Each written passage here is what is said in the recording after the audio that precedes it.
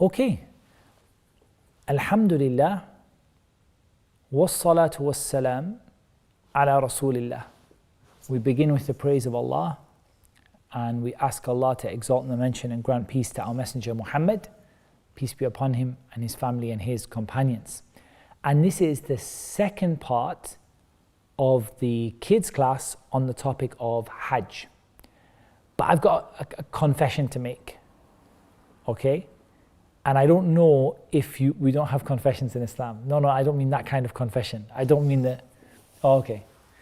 I have a confession to make, as in, when I finished the class last week, I realized that I made a huge mistake or a huge omission. I forgot something in the Umrah. What did I forget? For Aisha and Yusuf, who have made Umrah, how many times you've made Umrah? Have you guys been to Makkah? Have you two boys been to Makkah? No? What about you girls? You haven't been. So here, Aisha and Yusuf, you're going to tell me what I missed from last week. After Maqam Ibrahim, we said after you go around the Kaaba 7 times, and after you pray behind Ibrahim's place. No, before the hair, before Safa and Marwa, I missed something. Not after the prayer, before that, I missed something. Yeah, okay, after the prayer.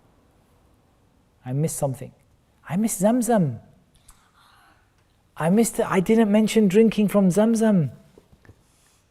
So what I'm going to have to do, because you guys forgot to remind me, I'm now going to have to ask one of you two to edit the video from last week to put this reminder in this little bit inside of the video, so that people don't learn it wrong. Because we forgot to say that after you have finished praying, you've done your 7 times around the Kaaba, and you've prayed. After that, you need to drink from the water of Zamzam. And Zamzam is what? What is Zamzam? What's the word? What is it? What's it about? Okay. It's water. It's actually a well. It's a well, like a big hole in the ground where they extract water from it. Now it's all covered up as part of the mosque, like the machinery and everything. They have huge pumps that draw the water out from the ground. But it's actually a well. And the water, when you drink it, you don't just drink it, you drink it until you're full. And you don't just drink it until you're full, you pour it over yourself as well. The Messenger of Allah sallallahu alaihi wasallam, when he used to drink the Zamzam, he would make it like he was taking a shower. He would pour it all over himself as though he was taking a shower. So we didn't mention that last time. Okay, recap. Who can give me a recap on the Umrah? First of all, super quick, what is Umrah? Not Hajj. We didn't get Hajj is today. Umrah was last week. What's Umrah? A mini version of Hajj, a small version of the pilgrimage, right? A small version of Hajj. What's the major differences? Hajj, you travel all around, you travel all over the place.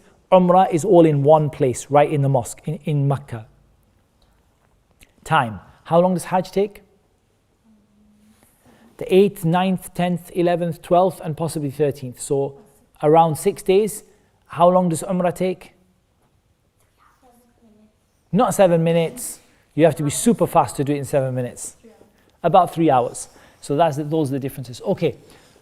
In less than 5 minutes, who can give me a reminder about Umrah? Where do we start?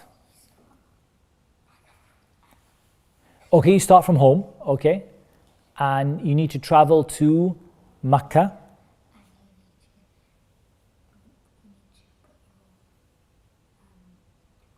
Ihram. So you put your garments on. So for a man, what are the garments of Umrah? What do you wear for Umrah for a man?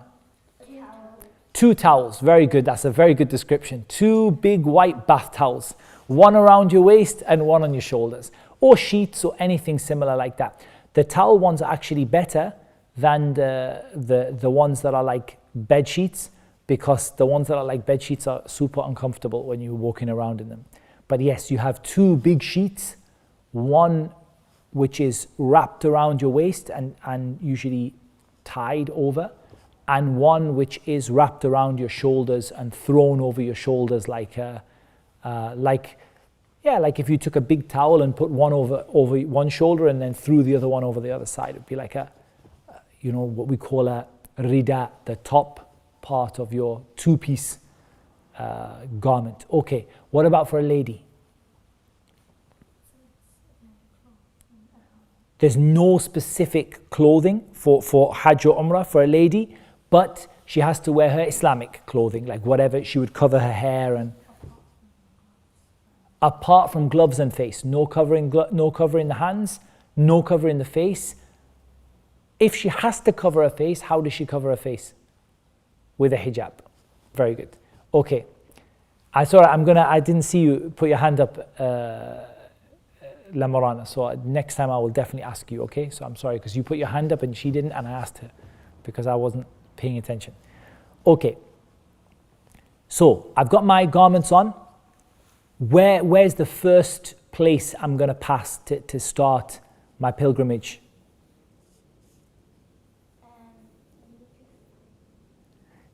Everywhere is different, but I'm going to pass it. Do you know what the name of the place is? The special place. What are those special starting points? Shall we call them starting points? That's quite a good name for them, right? Like the place where you start your pilgrimage. Not like your home. I mean, the place where the rites of the pilgrimage start, where you start doing the actions of the pilgrimage. It's called a Meeqat. A Meeqat. And there are quite a few of them dotted around. Do you know where the furthest one is? The one that's the furthest away? Yes, you do. Where do you think it might be? In Makkah. No, Makkah, the one in Makkah is the closest. In Makkah is close. The furthest one is Medina. It's next to Medina. It's called Dhul Hulayfa. And that's the starting point for people from Medina. So the people coming from Medina or from the north, because Medina is in the north, people coming from that northern area, they're going to start their pilgrimage from the starting point, like a race, right? You know, you have a starting point and a finishing point, yeah? So like the starting point, the Meeqat, the starting point is going to be in Medina. So it's quite a long journey because Medina to Makkah is 400 kilometers, which is, I don't know how many miles, maybe 350, 340, something like that. It's quite a reasonable length, maybe 300 miles or so. So it's quite a reasonable length. It will take you a few hours. It will take you a few hours to go. Okay. It's not that many. It's 1.6. So 170, 100, 400 kilometers is 270, 140. Yeah, about, okay, nearly 300 miles. 290 miles, something like that. Okay. Where's the closest Meeqat?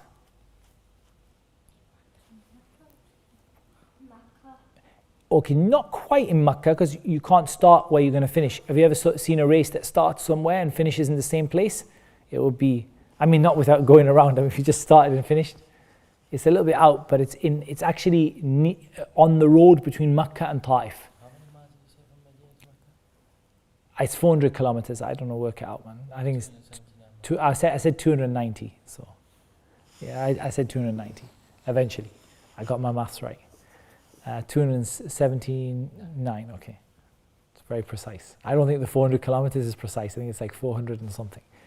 Anyway, so the closest one is near a place called Taif, which is around about 45 minutes away from Makkah, half an hour away from Makkah. So the shortest journey from the starting point to where you to the mosque in Makkah is about 45 minutes. The longest one is about 4 to 5 hours. So those are the starting points. They're dotted around, loads of them dotted around different places, different starting points for different people. So if you're coming from the direction of Yemen, you have a starting point. If you're coming from the direction of Syria, you have a starting point. If you're coming from the direction of Iraq, you have a starting point. If you're coming from the direction of the west, you have a starting point.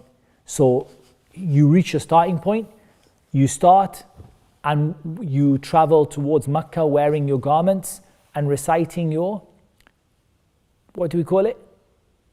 What do you recite? What do we call it? Talbiyah. لبيك اللهم لبيك لبيك لا شريك لك لبيك إن الحمد والنعمة لك والملك لا شريك لك. So you keep on reciting those words. What does it mean?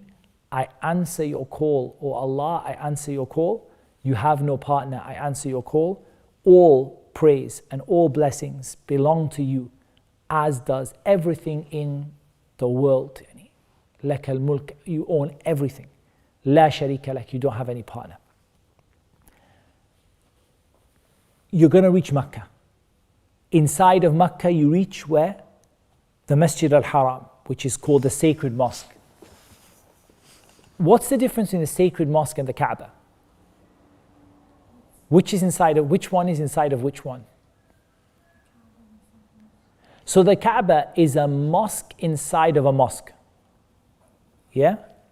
A masjid inside of a masjid. Right? So the Kaaba itself is a masjid. It's a structure, like a building, which is, I don't know how would you describe it. It's kind of cuboid. It's cuboid shape. And it's probably big enough for what? Would you say maybe 25 people along each side or something like that? Maybe a little bit more? Maybe more than that. Like it's not like huge in size, right? I don't know, I'm just trying to think. If you stood one side to the other, yeah, maybe something like that. 30 people or something like that in a row on each side. So it's not really, really big. Around that Kaaba is the Masjid al-Haram, the sacred mosque. And that is a huge, big mosque. So there's a courtyard around the Kaaba, which people pray on. Then the mosque continues after the courtyard. So the courtyard is like in the middle. Then there is the building. There are all the people praying on all these different floors. I don't know how many floors they have now, 3 or so 4, I don't know. In some places, I think mostly it's 3, but they also have a basement level now, and all these people praying and facing the Kaaba. So we said, you go into the Kaaba, where do you start your 7 trips around the Kaaba, your seven circles around the Kaaba? Where do you start? At which place? Yes, Yusuf. Because you put your hand up. Yes. No, we're going around the Kaaba. You don't live in the Kaaba, right? Okay, we're going around the Kaaba, around and around and around. We're going to go 7 times around. Our left shoulder faces the inside of the Kaaba, faces the Kaaba, and we're going around in a anti-clockwise direction. Where do we start? No, not at the door. The stone. We start at the black stone. The black stone is a brick, or it's a stone, but it was the last space where there was no brick. So the whole Kaaba was built. It was built by, first of all, it was built by the angels. It was built by Adam, but it was famously built by Ibrahim. When Ibrahim built it, there was 1 brick left where there was no space, and that was the black stone, and it's on the corner before the door. So we'll quickly describe the Kaaba. We said it's a cuboid shape. You start with the black stone on one corner, then very close to the black stone you have the door. Keep going along the side of it, and you have a semicircular wall which is about chest height. You then come back around to the other side. You have an uncovered corner, the Yamani corner, which is uncovered. It doesn't have any covering, any cloth. And then you have the last part when you come to the black stone again. So you start at the black stone. You raise your hand to wave and say, Allahu Akbar. 1, 2, 3, 4, 5, 6, 7 times. Every time you pass the black stone, what do? You raise your right hand and say Allahu Akbar. Very good. So you went around 7 times. Excellent. You went around 7 times. You did your thing. Is there anything that you have to say when you're going around the Kaaba? Nothing specific, but what is the best thing to say in the last part, the last leg, the last little part before the black stone? رَبَّنَا آتِنَا فِي الدُّنْيَا حَسَنَةً وَفِي الْآخِرَةِ حَسَنَةً وَقِنَا عَذَابَ النَّارِ. Our Lord, give us good in this world and good in the hereafter, and save us from the fire of hell. Yes?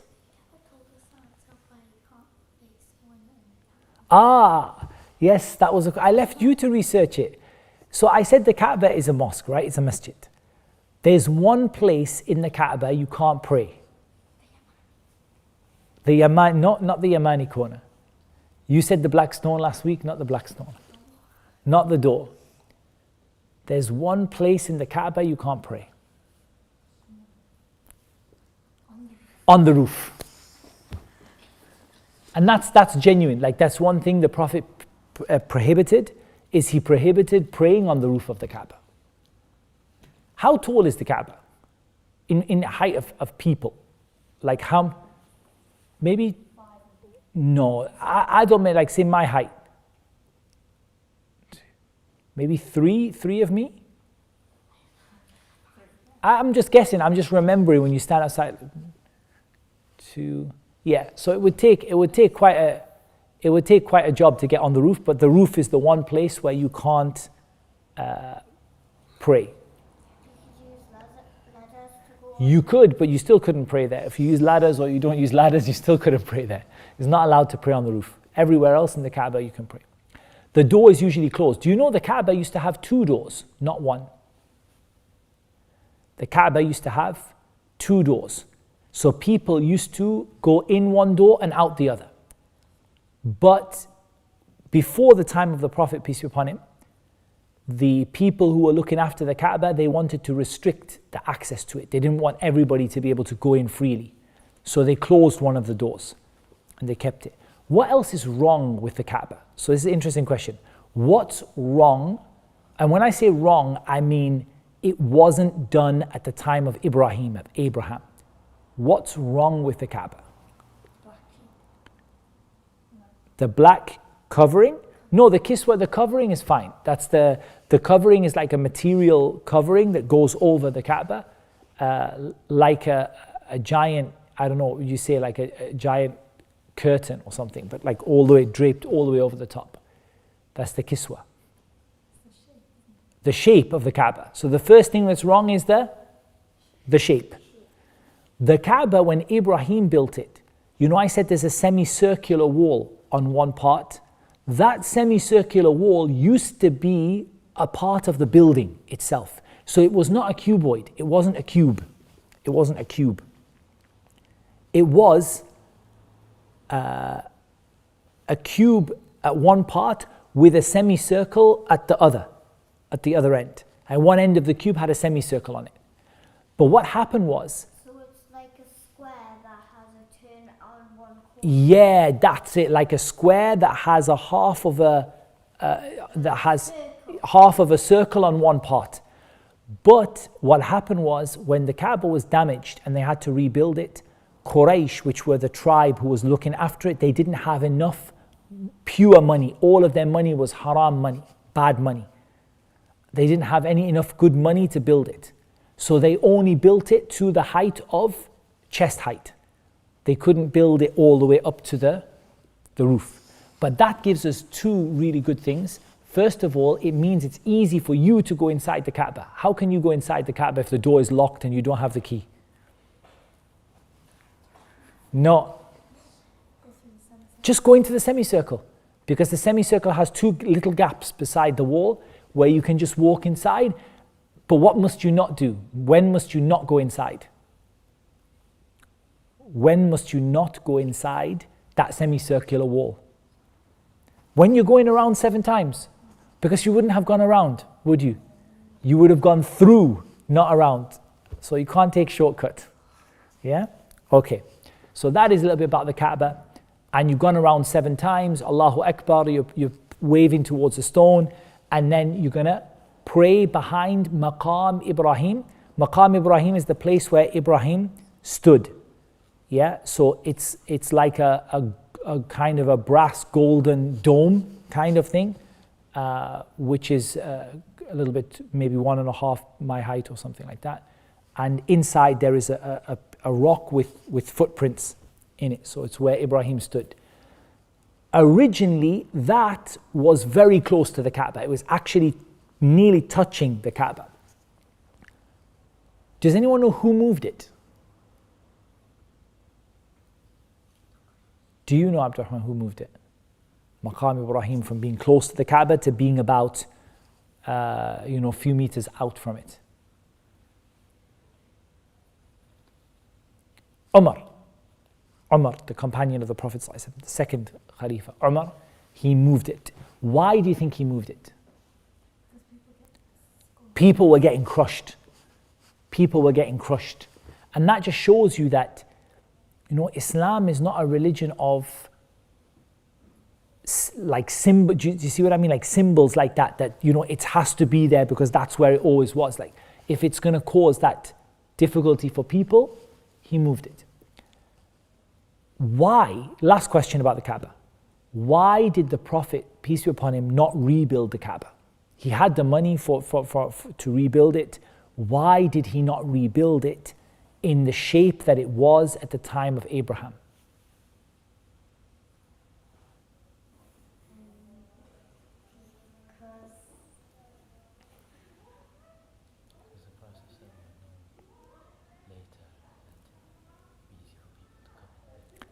No, not to make it easy for people to come inside and pray.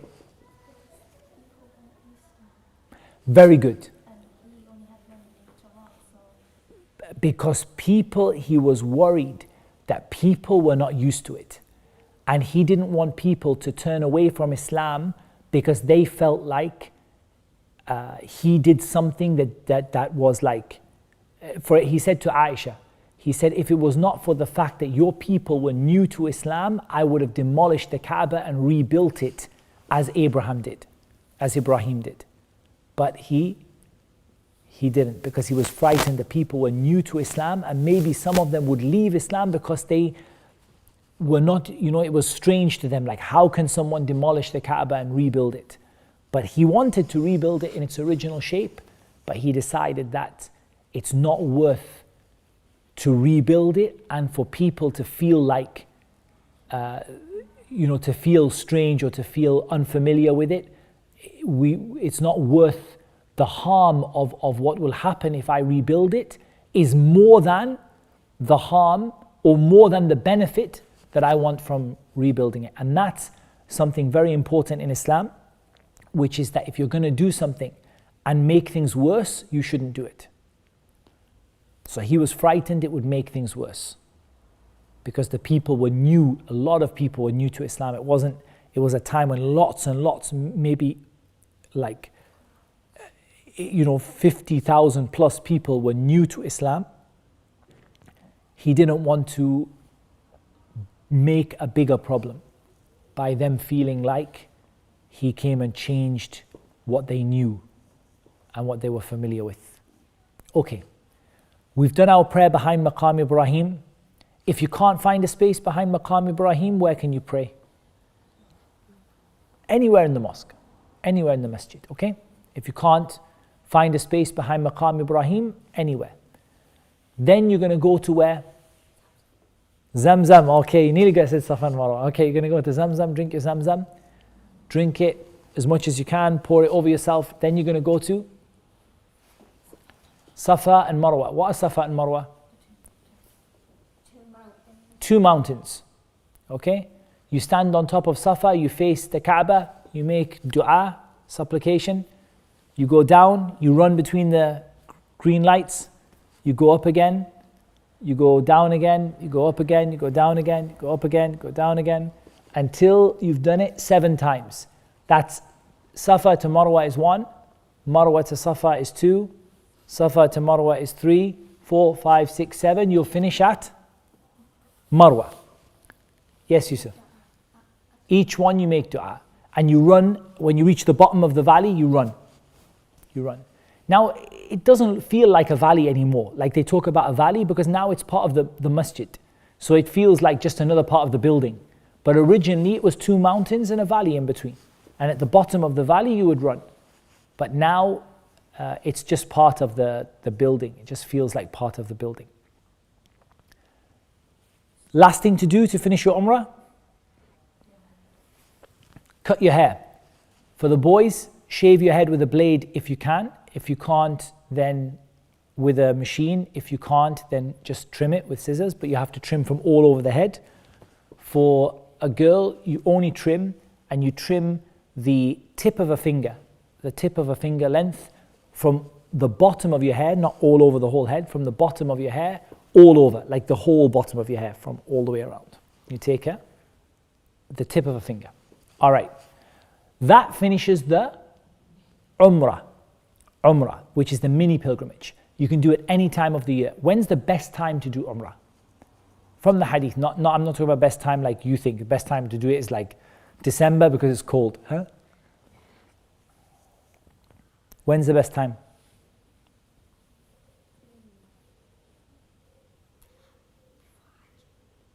No, not before Hajj. Good guess though. Not during Hajj. Yeah. The best time is in Ramadan. وَعُمْرَةٌ فِي رَمَضَانَ تَعْدِلُ حَجَّةً أو كما قال. That the Umrah in Ramadan is equal to a Hajj. So yeah, definitely. And definitely one of the best times to do it is these days, the 10 days of the Hijjah. Okay, what date are we on for the Hijjah today? The 8th, right? Because tomorrow will be the 9th, which will be Arafah, and Eid day will be on Tuesday.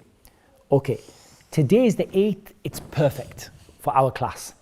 Because we can tell you Hajj is going to start today.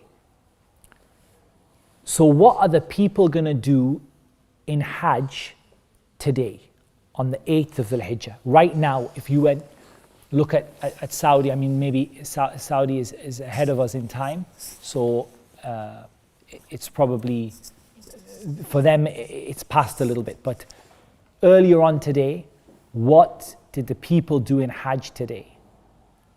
What do you think? Walk around the Kaaba 7 times. Good guess, but no, they did that in the Umrah. After Umrah, they took their Ihram off and they wore their ordinary clothes. If the lady was covering her face and hands if she wants to, everybody's back to normal and they're just praying in Mecca, enjoying themselves. And the 8th comes, what are they going to do? Get back into your Ihram. Where do you get into your Ihram? Do you go back to the starting point? No. What do you think? Practically, you imagine Mecca to Medina, the time by is 400 kilometers, right? So that's a long time to travel by camel. No, you certainly couldn't go in a day and come back. By car, you can go in a day and come back, but it would be hard. So where do you think you're going to go? No, it's too far to go back. You're going to stay there. Very good. You're going to go absolutely nowhere. And you're going to put your garments on from the place you are staying in Mecca. Because you've done your Umrah, right? You've done your Umrah, you finished, you came out of your garments, you put your regular clothes on. Now you're going to put your Hajj garments on, your Ihram. You're going to put it on from your hotel or your house or wherever you're staying in Mecca. You put it on, now what do you need to do? Logically. What did we do in Umrah when we put our garments on and we passed the starting point? We went to the Kaaba. Yeah, before that. Popped your garments on in the airplane. Yeah, on the airplane. Then after that, when the pilot said you're about to cross the start line, the Meeqat. Before labbaik Allahumma labbaik. Intention.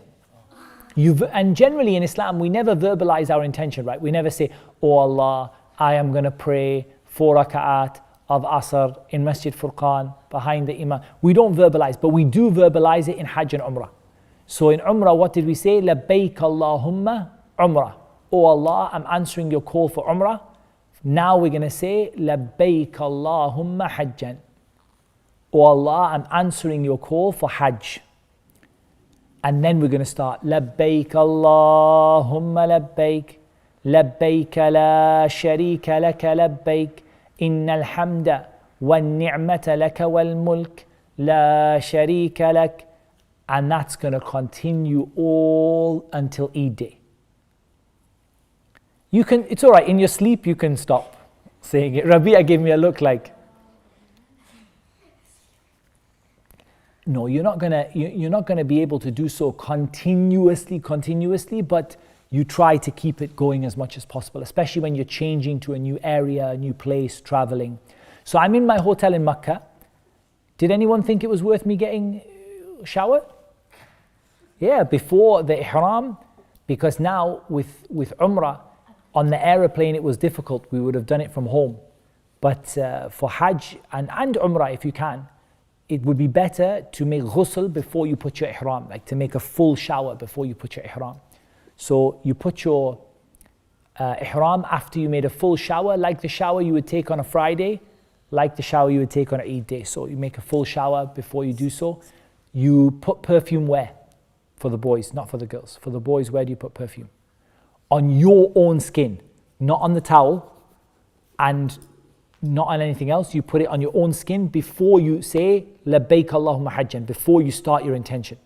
Once you start your intention, you're not allowed the perfume, you're not allowed to cut your hair, you're not allowed to cut your nails, you're not allowed to get married, you're not allowed to arrange a marriage, you're not allowed to cover your head for boys, you're not allowed to wear sewn clothing. So no trousers, shorts, socks, and all that stuff. You've just got your two garments on, so you got to make sure it's nice and secure. So I'm sitting in my hotel.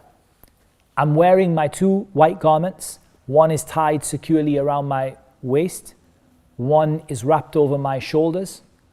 I had done my shower. I had applied my perfume to my skin. I had said, Labbaik Allahumma Hajjan. Oh Allah, I'm answering your call for Hajj. And I started, Labbaik Allahumma Labbaik. And now what do I do? For sure I need to leave my hotel room. Not to the Kaaba. Now we're going to head over to a place called Mina. Mina. Mina is sometimes known as the city of tents. Why do you think that is? Because it's full of tents.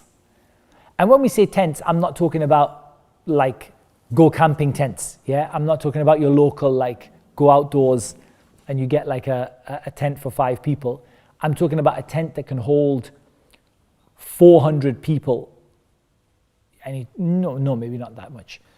150 people per tent, or 100, at least 100, 150 people per tent. Like a circus tent? Yeah, a bit, quite, not as big as a circus tent. 100 people squashed, something like that.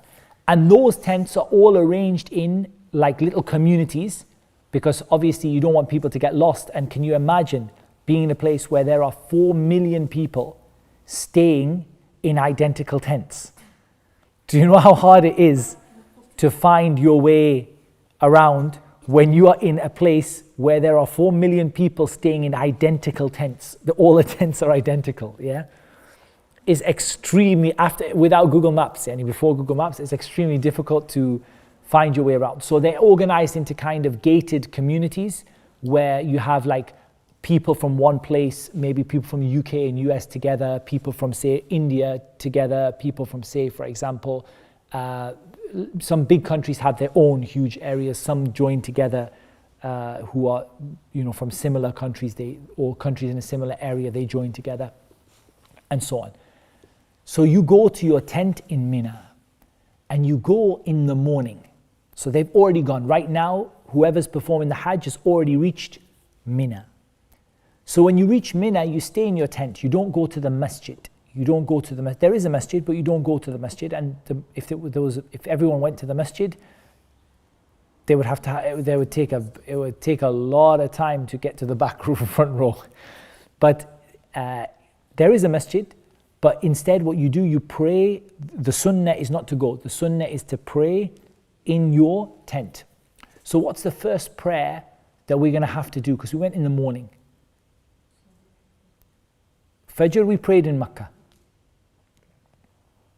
Dhuhr.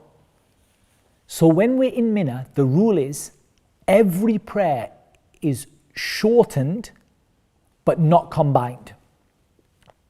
So that means that all the prayers that are 4 become 2.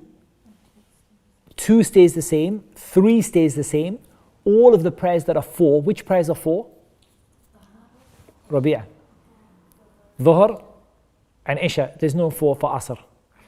Okay, Dhuhr and Asr and Isha, they become 2. But we still pray them on time. We don't join Dhuhr to Asr. We don't join Maghrib and Isha. We pray Dhuhr on time, 2. Asr on time, how many? 2. Maghrib on time? 2. No, 3. Isha on time? 2. Yeah, so all the ones that are 4 become 2. All the ones that are 4 become 2. So there we are in Mina. We prayed our Dhuhr. We stayed remembering Allah. We prayed our Asr. We stayed remembering Allah. We prayed our Maghrib and our Isha. Why? What's the benefit of going to Mina on the 8th? It's called Yawm al-Tarwiyah, the day of transporting the water and preparation. So remember, in those days they didn't have water pipelines and pumps and everything that bring you fresh water. No, people used to go and actually transport the water for the pilgrims to Mina, because Mina is a place nobody really lives there except the Hajj, that's it. And it's inside of Makkah, but just on the far edge of Makkah, just inside of Makkah. Okay? So Mina, you get ready and you rest, because what is coming after Mina is the 9th, and the 9th is tomorrow.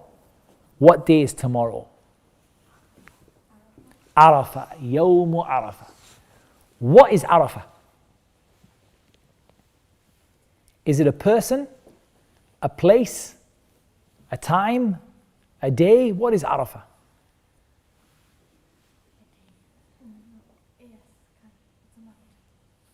No, it's not a mountain. It's absolutely not a mountain. 100% guarantee you it's not a mountain. It's not even like a mountain. It's the exact opposite, if you could, not quite the opposite, maybe more opposite of a mountain or valley. It's a place.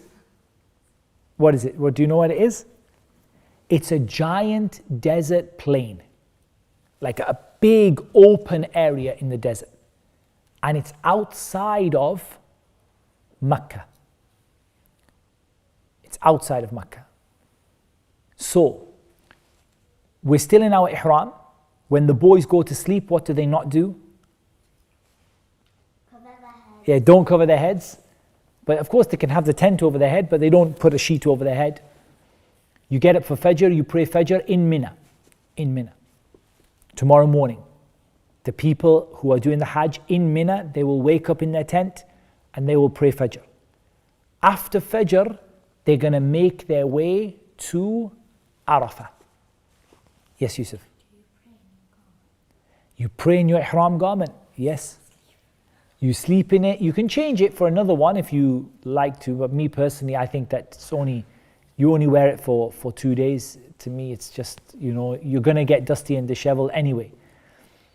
So you make your way to Arafah. In Arafah, originally, there are no tents. There is nothing.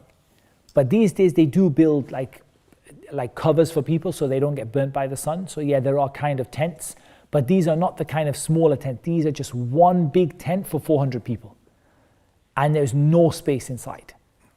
So there's just one really big tent and about 400 odd people inside of it. And then another one, and then another one. They're like circus tents, like more like just really, really, really big, giant tents. Like the ones in Mina are more like sleeping tents, but they're for 100 people or whatever. These are much, much bigger. they wait in Arafah until, actually the sunnah is that they arrive in Arafah at Dhuhr and they don't actually go into it. They actually don't go to the tent first of all. They stay outside of it, and they reach there at Dhuhr time. At Dhuhr time in Arafah, we shorten and combine. What does that mean? Shorten and combine. So we pray Dhuhr 2, Asr 2, and we pray them together. Not together like one prayer. We give the salam, Assalamu alaikum wa rahmatullah, Assalamu alaikum wa rahmatullah, then the Iqamah, then again we pray Asr 2 raka'at, right? Yeah? So that makes 4. So that's 2 for Dhuhr, then in a separate prayer, 2 for Asr. Then there is a khutbah, a speech. Where did the Prophet ﷺ pray and where did he give his khutbah? Not in a tent, not in the tent, or not in that, not on the plain of Arafah at all.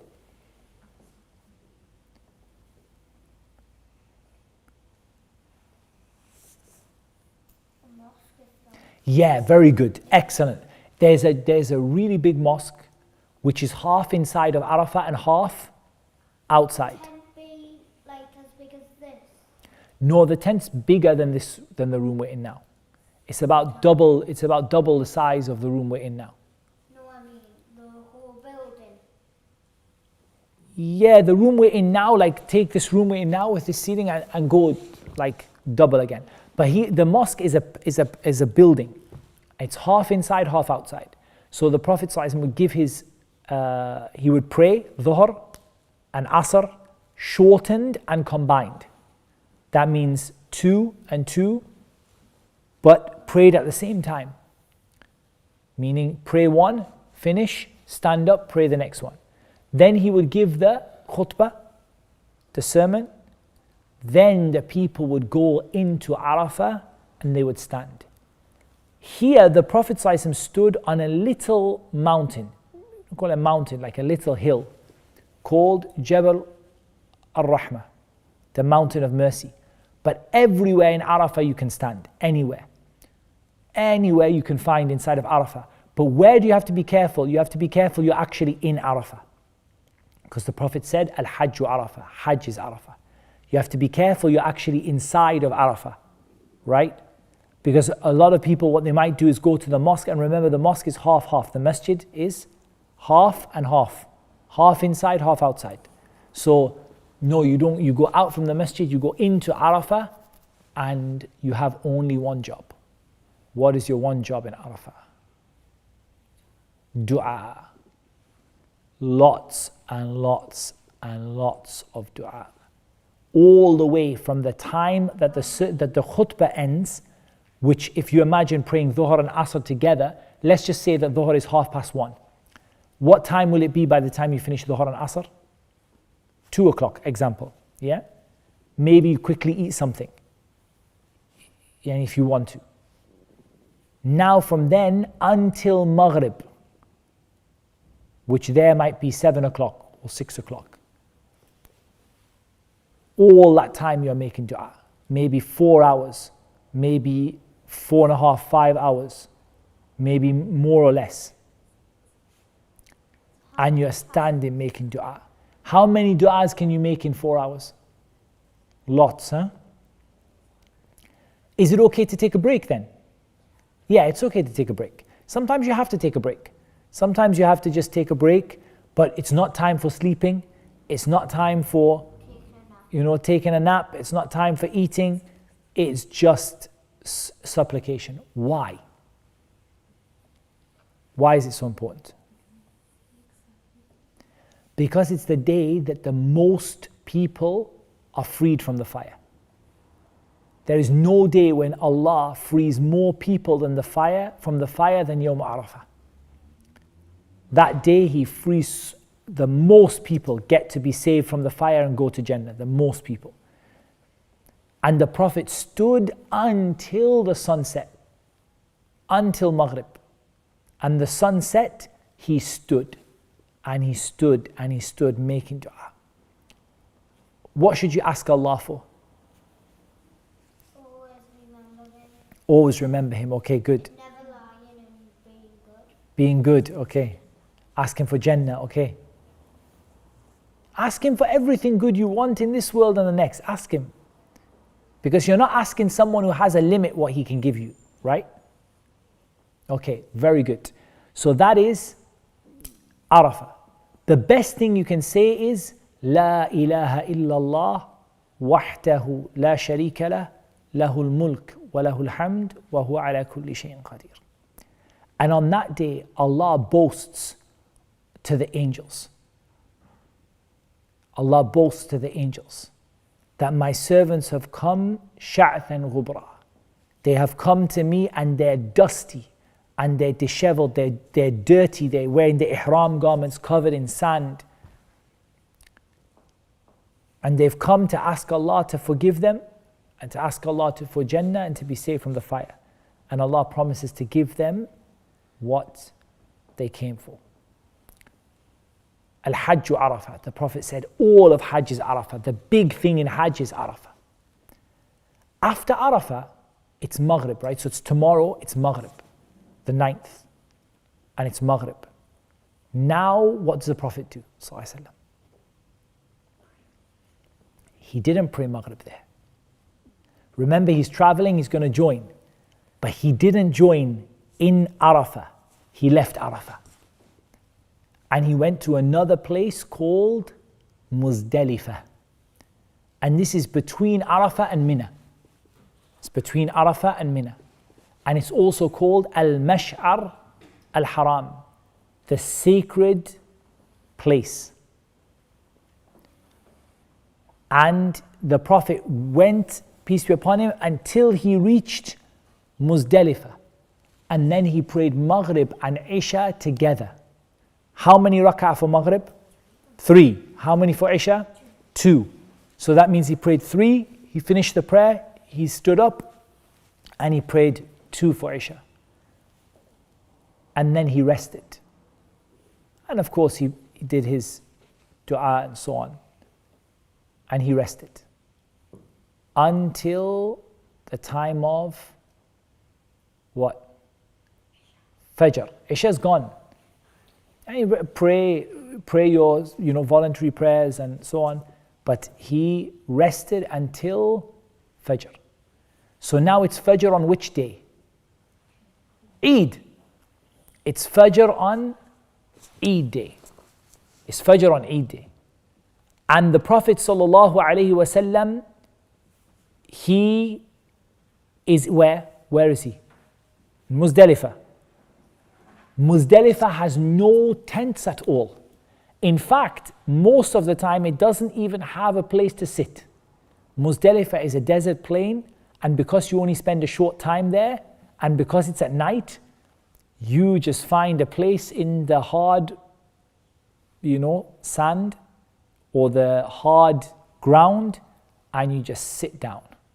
And if you feel like sleeping, Allah help you, because that ground is hot. Wallahi, it's very hot. From the sun in the day, all day, it's been, the sun has been shining on it, it's hot. The only thing that they are built in Muzdalifah is just some places for the bathroom, but other than that, there is no tent. And the strange thing is, there are not really any identifying marks either. You're still in your Ihram.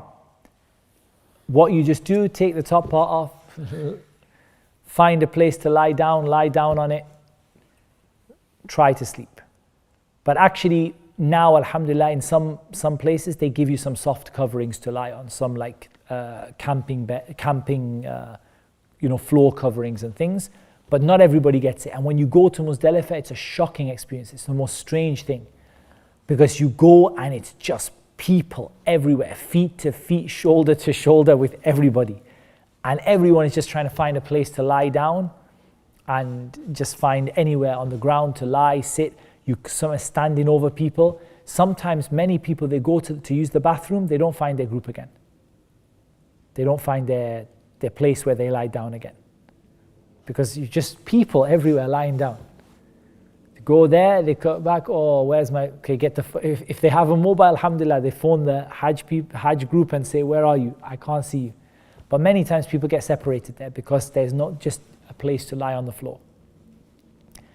Last few years I went, it's been better. They've had ground coverings and had some areas which are reserved for people, so each group can go to an area, but still. Now it's the morning of Eid.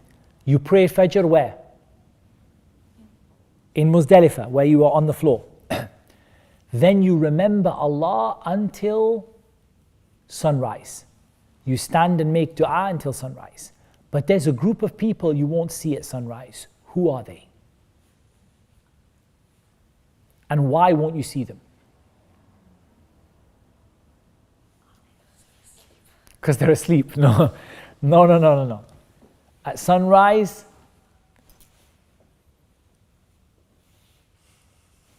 even at Fajr, you didn't see them. They are women, children, those who have issues with their mobility, like maybe they're in a wheelchair, the elderly, the sick. Where have they gone?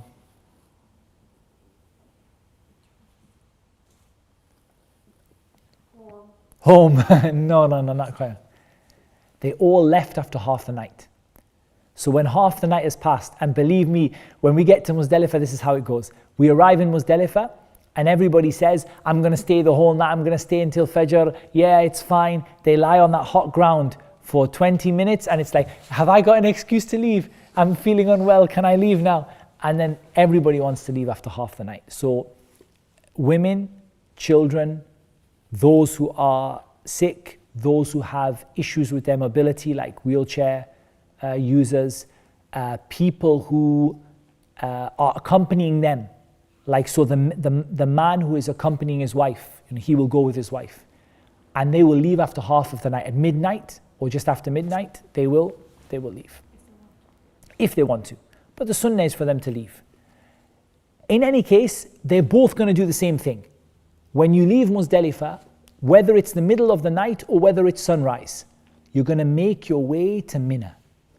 And you're going to come to the Jamarat, which are the big stone pillars. Before this, you collected your stones. Now I'm going to take a guess from you. Over the days of Hajj, how many stones do you think that you need to collect? 7. That will do you fine for Eid morning, but it won't do you any good any other time. There are 3 pillars. 10, I think you need more than 10. Less than 100. Okay, so let's see. When are you going to stone the Jamarat? You're going to stone on Eid morning, just the big one. That is, miss the first pillar, miss the second pillar, stone the third pillar. When you stone the pillar, you're going to take little pebbles the size of a chickpea, not rocks, not bricks, not shoes. Yes, I've seen people throw suitcases back in the day. Shoes, I saw people throw. No, you throw little pebbles. It's symbolic, People throw a shaitan. No, you're going to throw pebbles, And you're going to throw 7 pebbles at each pillar, okay? You miss the first pillar, because on Eid, you don't do that one. You miss the second pillar, you go to the last pillar. Your left shoulder faces Makkah. 1, 2, 3, 4, 5, 6, 7. Each one you say Allahu Akbar. Allahu Akbar. Allahu Akbar. Allahu Akbar. Allahu Akbar. Allahu Akbar. Allahu Akbar. Until you reach 7. What happens if you have to throw for someone?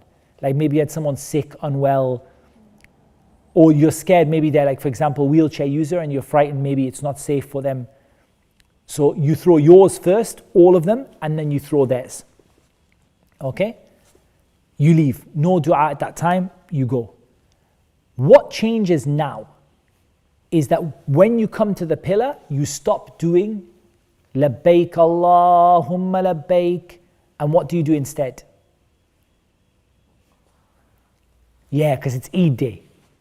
Allahu Akbar, Allahu Akbar, Allahu Akbar. La ilaha illallah, Allahu Akbar, Allahu Akbar walillahil hamd. The takbirat of Eid, the takbir of Eid. Yes, Yusuf. Yeah, no, labbaik while you're going, all the time you're going. Okay, so you stone the pillar, you have to do some other things. What's the next thing you have to do?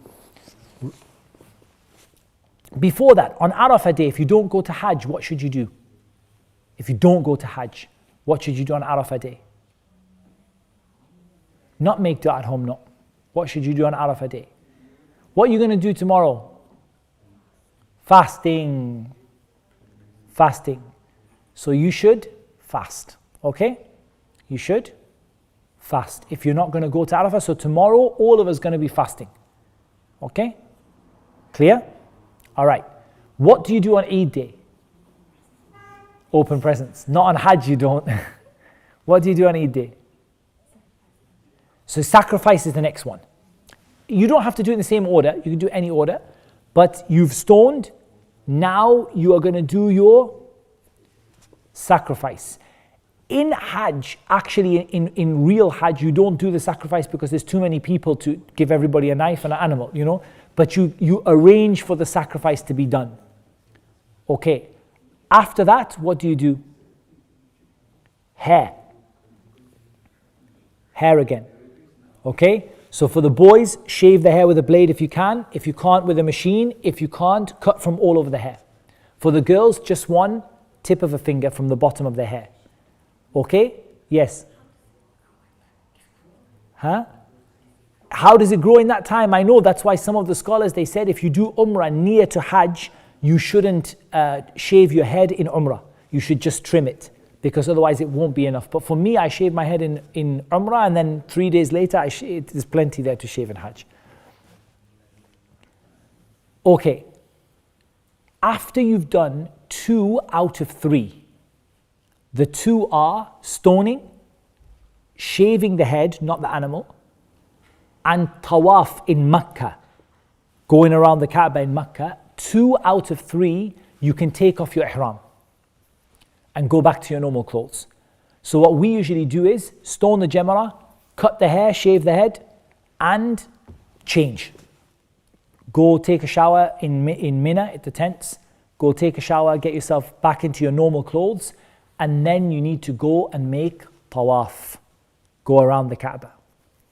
And you're going to do tawaf around the Kaaba, and you're going to do also your and you're going to do that. You're going to go to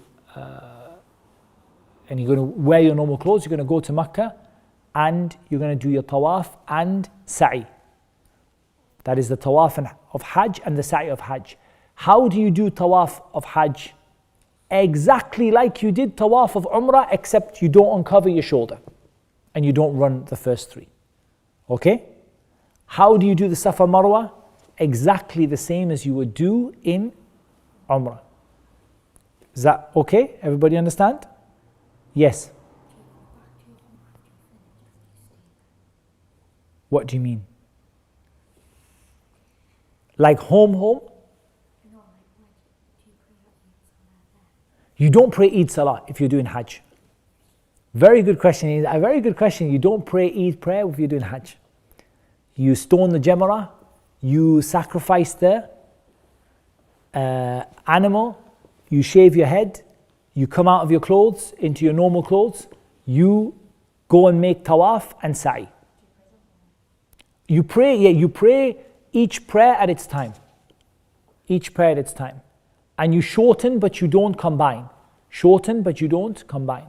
If you pray in Makkah behind the Imam, you have to pray full, because the Imam is praying full.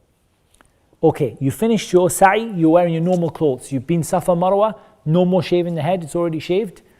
You're in your normal clothes. Now what you're going to do? Go home? No. Back to Mina. Again. Yeah, this is Hajj. Back to Mina.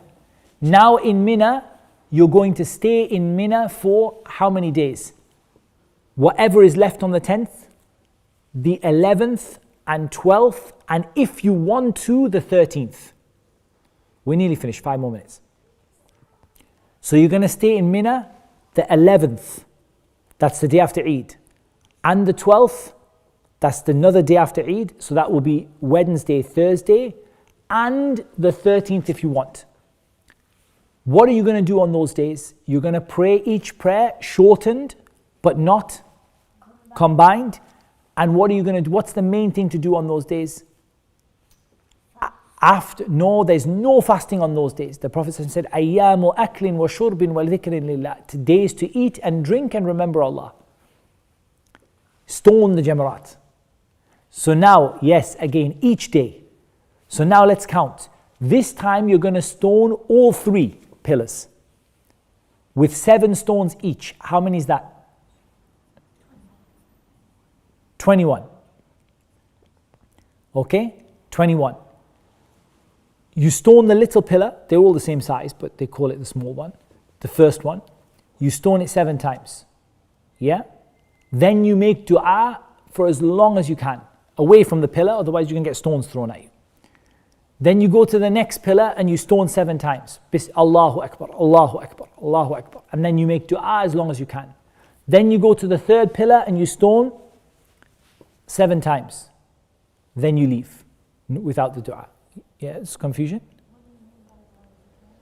As long as you can before you get tired. Yeah?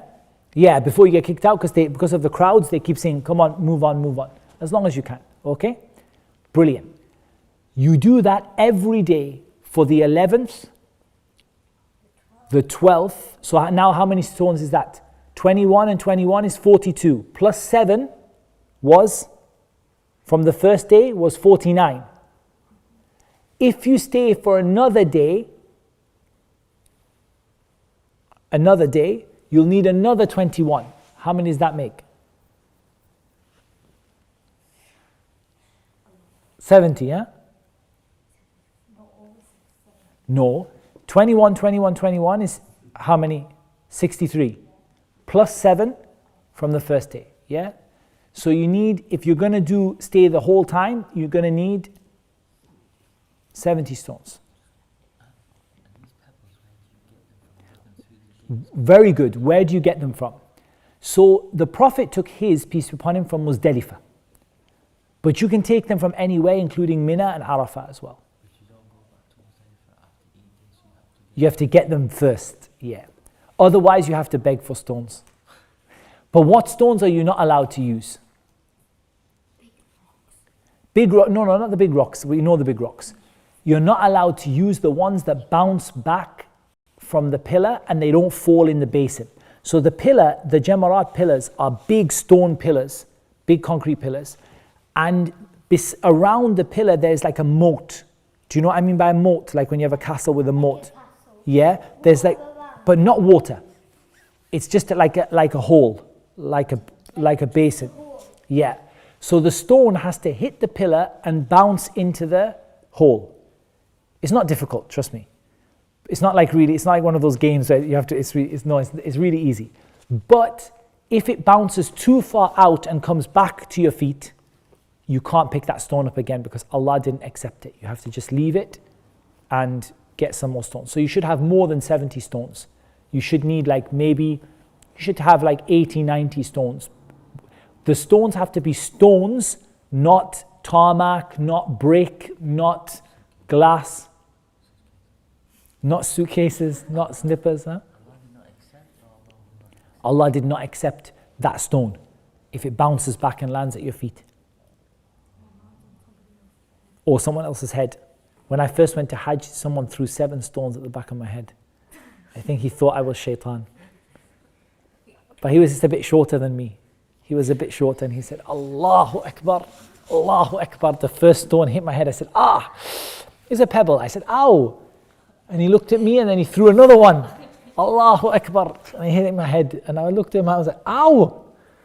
And then he took another one, Allahu Akbar. And he hit the back of my head. And then by this time I thought, go on, Fadda, please.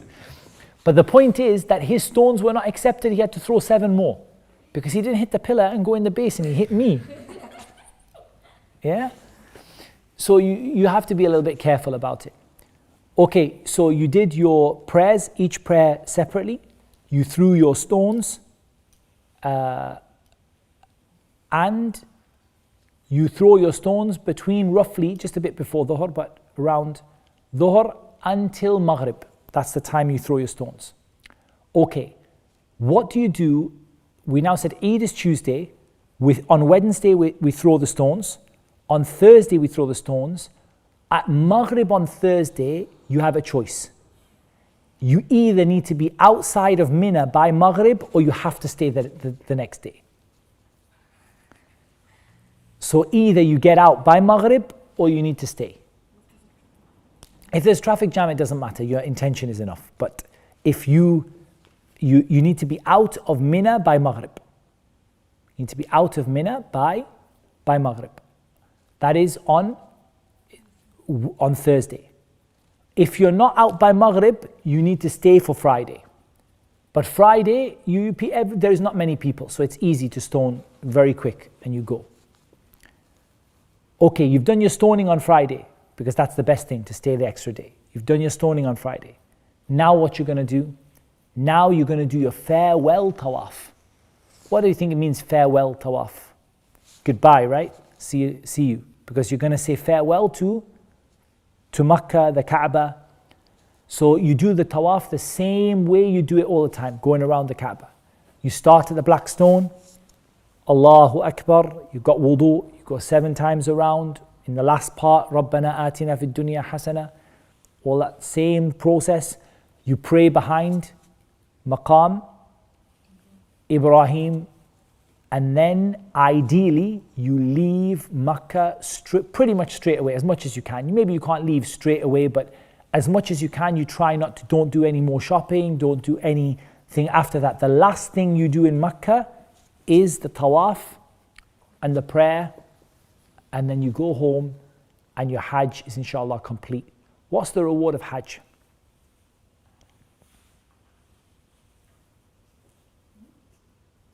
The Prophet said, Al-Umratu ila al-Umrati kaffaratun lima baynahuma wal hajjul mabrur laysa lahu jaza'un ila al-Jannah. From Umrah to Umrah, it forgives what happens between them, the mistakes you made in between.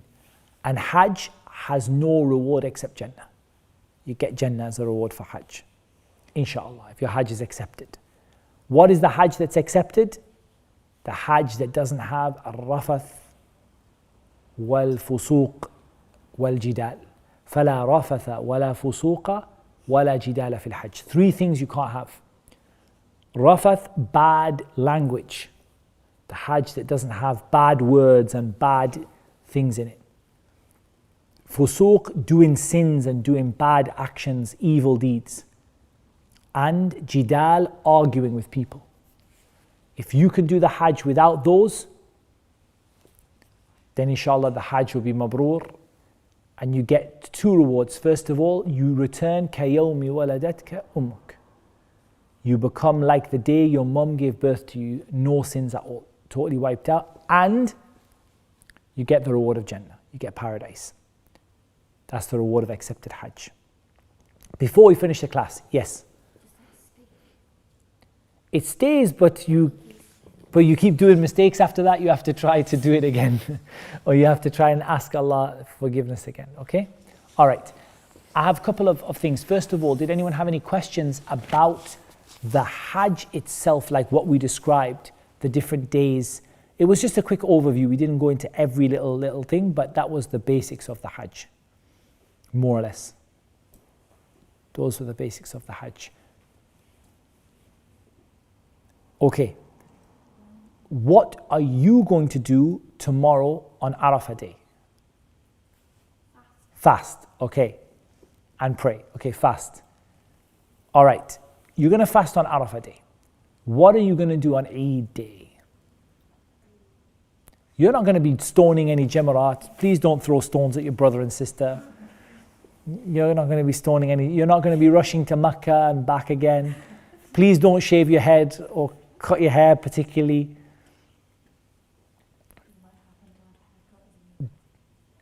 What are you going to do? sacrifice the animal if you're the one who has paid for it for your family to sacrifice an animal. Whose story do we remember in sacrificing the animal? Ibrahim's story when he was told to sacrifice his son Ismail. And when he put Ismail down and Ismail said, Ya abatif alma tu'mar, oh my father, do what you've been commanded. See, look at you kids today. Ibrahim said to his son, I've been commanded to kill you. And his son said, oh my father, do what you've been commanded. Mom tells you to put your shoes under the chair at home and you say no. And he, subhanallah, look at the difference. He said, Ya abatif alma tu'mar. And he lied down, and when Ibrahim put the knife to his neck, Allah called to Ibrahim, Ya Ibrahim, قد صدقت الرؤيا. You have brought the dream true, the dream has come true. Because in the dream he never saw him that he killed him, he just saw that he had put the knife to him. And instead, what was he told to do with the knife? What was he told to do with the knife? Kill a sheep. A sheep, very good. وَفَدَيْنَاهُ بِذِبْحٍ عَظِيمٍ. We ransomed him with a sacrifice. And so we sacrifice on that day, if you have arranged to do that for yourself, for your family, but usually for the kids, usually your mom or dad would arrange for a sacrifice for the house. One per house, not one per person. What about Eid prayer? What are you guys doing on Eid prayer? How do you do the Eid prayer? First of all, what comes first, the prayer or the khutbah? Prayer or the sermon? Rabia, what do you think? No, that's Jumu'ah. In Jumu'ah, the khutbah comes first. In Eid, the prayer comes first. What's different about the Eid prayer to normal prayers? You only pray two? Okay, but I pray two in Fajr as well. So it is different, but what's different to normal prayers? No, it's a duha time. It's still duha time. It's not exactly normal time, but still duha time. Oh, my microphone is just caught. 1 second. I got my microphone caught, trapped. Okay. What's different about the Eid prayer? Come on, guys. You prayed Eid before. Extra takbirat. Okay. In the first of rak'ah, the first one for Eid, Allahu Akbar, Allahu Akbar. Each one raising your hands. Allahu Akbar, Allahu Akbar, Allahu Akbar, Allahu Akbar, Allahu Akbar. So it's going to be 7. It's going to be 7. And that 7 is going to be Takbirat al-Ihram, and it's going to be 7. Then when you stand up after prostrating, after sajda, and you stand back up again for your second rak'ah, again there's going to be 5. Allahu Akbar, Allahu Akbar, Allahu Akbar, Allahu Akbar, Allahu Akbar, 5. In the second one. Yeah, altogether, yeah. Okay, what about before the Eid prayer? What does everyone sit and do? This is your job on Tuesday, huh? It's your job on Tuesday. Takbirat of Eid. Allahu Akbar, Allahu Akbar, Allahu Akbar. La ilaha illallah, Allahu Akbar, Allahu Akbar wa lillahi alhamd. Until the prayer starts. After the prayer is 2 raka'at like Jumu'ah. The prayer is like the Jumu'ah prayer. Like Jumu'ah, how you pray on Jumu'ah. It's aloud, the Imam's reading aloud. Alhamdulillahi Rabbil Alameen. Yeah. And it's like Jumu'ah, except it's got the extra Allahu Akbar in the beginning and in the second rak'ah. Okay.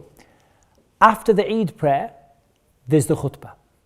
Whoever wants to stay can stay. Whoever needs to go can go. It's better for you to stay and listen to the khutbah. What else is different about the Eid prayer? Where do you pray Eid prayer?